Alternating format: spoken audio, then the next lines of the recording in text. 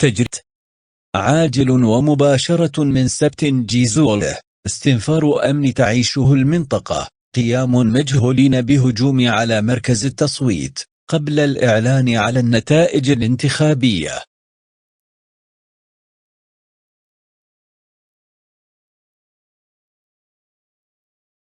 عدد كبير من المراهقين يشعلون النار ويدمرون الحي. شغب كبير وهو الناس من الشغب.